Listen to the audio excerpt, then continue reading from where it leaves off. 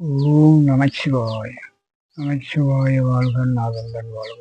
இமைப்பொழுது என் நெஞ்சே நீங்காதந்தன் வாழ்க! புகழி என்ற குருமணி தந்தன் வாழ்க! எல்லாருக்கும் வணக்கம். இன்னும் பக்தி என்னும் தலைப்புல நம்ம நிறைய விஷயம் நம்ம சார்ந்து விடும்போது நம்ம நிறைய தவறுகளை நம்ம பண்ணிக்கிட்டு வரோம். கோயிலுக்கு நம்ம போகிறோம், போயிட்டு நல்லா சாமியை பார்த்து கும்பிட்றோம். சில பேர் பார்த்திங்கன்னா சாமியை தீபாரத்தை கட்டும்போது அந்த நபர்கள் என்ன கண்ணை மூடிக்கிட்டு சாமியை தரிசனம் பண்ணுறது, அப்படிலாம் தரிசனம் பண்ணக்கூடாது.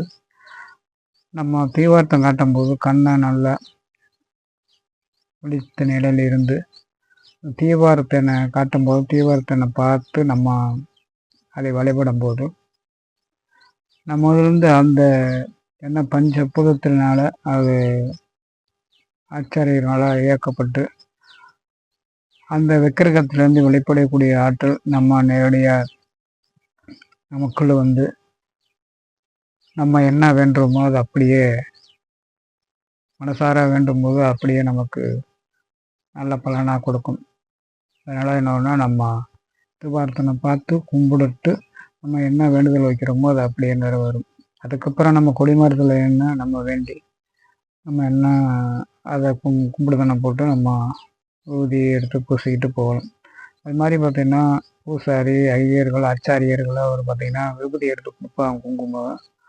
அந்த குங்குமத்தை நம்ம பூசிட்டு அப்படியே நம்ம கொட்டிட்டு போயிடுறோம். அது ரொம்ப தவறு.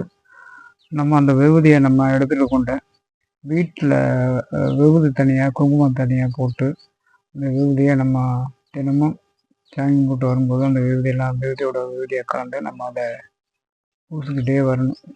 பூசிட்டு வந்தால் நல்லது.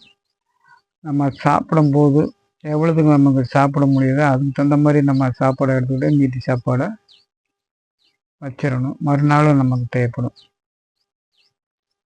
அதுபோல் இது மாதிரி தான் அது நம்ம எவ்வளோதுக்கு நம்ம சாப்பாடு சிந்துறோமோ அதே மாதிரி நம்ம ஒரு காலகட்டத்திலேயே நம்ம அந்த சாப்பாட்டுக்காக ரொம்ப ஏங்கி ரொம்ப வருத்தப்படுற சூழ்நிலை ஒரு நாள் ஏற்படும்.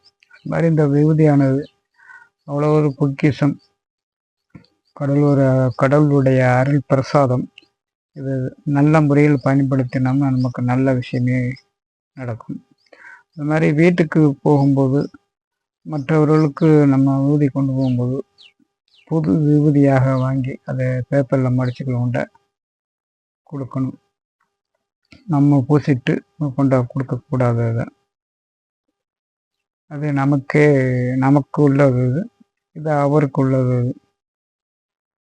அது மாதிரி நமக்கு கொடுக்கணும். மனிதனுக்கு 3 விதமான பசியை நமக்கு கடவுள் நமக்கு கொடுத்துருக்கிறாரு. ஒன்று உடல் பசி, ஒன்று வயிற்று பசி, ஒன்று காம பசி. இது என்றுமே இது ஒரு காலகட்டத்தில் எல்லாமே அழிஞ்சிடும். ஆனால் வயிற்று பசி, உடல் பசிங்கிறது நம்ம பக்தி எந்த அளவுக்கு அதோட ஐக்கியமாகி எந்த அளவுக்கு நம்ம கடவுளோடு ஒன்றி போகிறோமோ அந்த அளவுக்கு நமக்கு இதில் முத்தி கிடைக்கும். விருப்பமான ஆற்றல். இந்த பசி என்றுமே அடங்காது. எங்கே பசி தொடங்குனதோ அங்கேயே வந்து நிற்கும்போது நமக்கு அழிவில்லாத ஒரு ஆற்றல் கிடைக்கும். அந்த பசிலாம் ஒரு நாளைக்கு தீர்ந்து போகும். ஆனால் இந்த பக்தியின் ஆற்றல் நமக்கு அதிகமாக நேசிக்கும் போது பூசிக்கும் போது நமக்கு அபரிமான ஒரு ஆற்றல் நமக்குள்ள வந்த கடவுளோடு ஒன்றி நம்ம போகும்போது நமக்கு அழிவில்லாத அந்த ஆன்மாவுக்கு அழிவில்லாத ஒரு ஆற்றலை கொடுப்பாரு கடவுள். நமக்குள்ள அந்த மாதிரி ஒரு அற்புதமான ஆற்றல் இருக்கு. இது முறையாக நம்ம பயன்படுத்தும் போது நமக்கு அதிகமான ஆற்றல் நமக்கு கிடைக்கும். வெள்ளி செவ்வாய் ஒரு நமக்கு நேரம் கிடைக்கிற போது ஏதோ ஒரு கடவுளை நாம் பிரார்த்திக்கும் போது நமக்கு உள்ளமும் திருப்தடையும், எந்த கஷ்டமும் நமக்கு வராது. ஏதோ ஒரு சூழ்நிலையில் நம்ம கை கொடுக்கும் அளவுக்கு ஆற்றல் மனிதனுக்கும் கடவுளுக்கும் பிரபஞ்சத்துக்கும் ஒவ்வொன்றுக்கும் ஒரு தொடர்பு வந்துக்கிட்டே இருக்கு. இப்போது பக்திங்கிற மார்க்கத்தில் எல்லாரும் பயணிப்போம். ஒரு நாள் நமக்கு நிச்சயம் உருப்படி சாம்பல் தான். அதுக்கு உணர்த்துவதற்காக தான் நம்ம விபூதி குங்குமம் வச்சிடும். அதாவது சக்தியும் சிவனும். சக்தி நம்ம திருப்பையில் கீழ்ப்பாகம், நெற்றியில மேல்பாகம் சிவன். ஆனால் நம்ம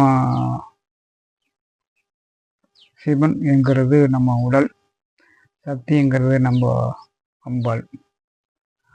ஒரு பொம்மையை நம்ம வடித்து வச்சிருக்கிறோம். அந்த பொம்மைக்கு நடக்க முடியுமா, பேச முடியுமா, அந்த ஆற்றல் கொடுக்க முடியுமா? அதுபோல தான் சிவனோட ஆற்றல் இந்த உடம்பை படைக்கக்கூடிய ஆற்றலுக்கு அவர் ஒன்றினா இது இருக்குது. அதை இயக்கவும் நல்ல உணர்வுகள் கிடைக்கும், நடக்கவும் சிந்திக்கக்கூடிய ஆற்றலும், இந்த உயிர் ஆற்றலை கொடுக்கக்கூடியது சக்தி தான். இந்த சக்தி இல்லைன்னு இந்த உடம்பு அப்படியே அசைவற்ற நிலையில் அப்படியே இருக்கும். இதுக்கெல்லாம் மூல காரணம் சக்தி தான். நம்ம நெற்று பகுதியில் பார்த்தீங்கன்னா நெல் எப்படி அரிசி, பொன்னி அரிசி அந்த அளவு இருக்கும். அந்த அளவில் நம்ம நெற்றியில் ஒரு லிங்கம் ஒன்று இருக்குது. அதில் பார்த்தீங்கன்னா கீழே இந்த நெல்லோட குருமை கீழே பார்த்தீங்கன்னா வெள்ளை கலரில் பால் மாதிரி ஒன்று இருக்கும். அது நமக்குள்ள அந்த ஆற்றல் இருக்குது. அதான் சீவன் ஆற்றல். சீவன் ஆற்றல், அந்த சீவன் தான் நம்ம பிறந்த பிறப்பிலே நம்ம உடம்புல நெற்றி பகுதியில் இருக்கும். நாளை விடைவில் நம்ம கீழ்ப்பகுதி மூலாதாரத்தில் இருக்கும். அந்த மூலாதாரத்திலே நம்ம அப்படியே வச்சுட்டு நம்ம அப்படியே சில நபர்கள்லாம் காலமாகிற மாதிரி கடைசி நேரத்தில் அது முடியாத நேரத்தில் அந்த எங்கே கொண்டுகிட்டு வந்தோமோ அங்கேயே வச்சுட்டு நம்ம வச்சோம்னா நமக்கு நல்ல பிறவி, நம்ம கர்மாவளிகள் தகுந்த மாதிரி நமக்கு நல்ல பிறவி, இல்லை பிறவி இல்லாத ஒரு வரம் நம்ம எம்பெருமான் ஈசன் நமக்கு கொடுப்பார். அந்த மாதிரி நிறைய விஷயங்கள் இந்த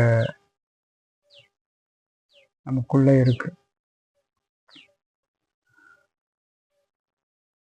அதுபோல் எண்ணற்ற அந்த பிரபஞ்சத்தில் எண்ணற்ற இருக்கு. எல்லாம் அவன் செயல். அடுத்த சூழ்நிலை நம்ம பார்ப்போம். நன்றி, வணக்கம்.